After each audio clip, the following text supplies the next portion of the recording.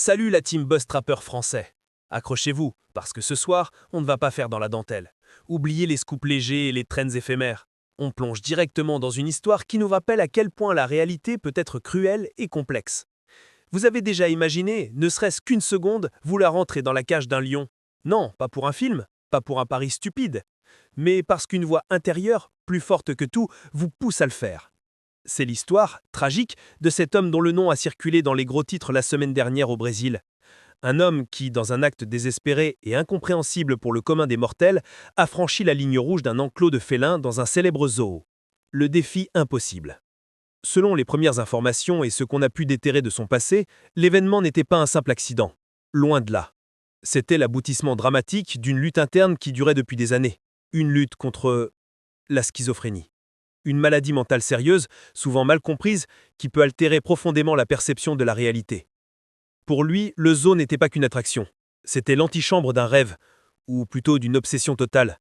Le désir irrépressible de dompter les lions en Afrique. Une idée fixe, puissante, qui, dans son esprit, transcendait la peur et même l'instinct de survie.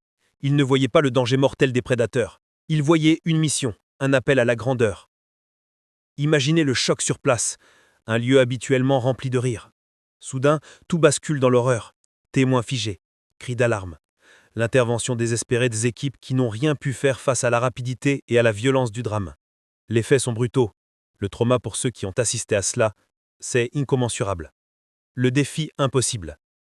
Les enquêtes révèlent que l'homme, malgré ses délires, avait une vie, une famille qu'il aimait, et qui, pendant des années, a tenté désespérément de le soutenir, de le protéger de lui-même, face à des soins parfois compliqués et des rechutes.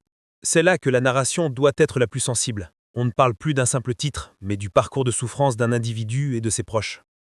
Mon commentaire personnel. Franchement, ça te prend aux tripes. Tu te dis, comment cette maladie peut-elle rendre ce désir si dangereux, si réel, au point de le transformer en une fin fatale? C'est une histoire qui rappelle que derrière les murs des institutions, il y a des vies brisées. Ce qu'il faut retenir, au-delà du choc de l'événement, c'est la complexité de l'être humain face à une maladie mentale lourde. La schizophrénie n'est pas une simple folie. C'est un combat quotidien où la réalité objective et les perceptions intérieures s'entrechoquent sans avertissement.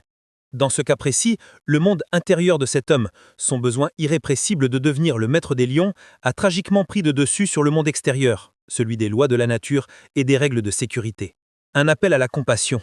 Alors oui, il y aura la polémique, le débat sur la sécurité des zoos, sur les failles du système de soins.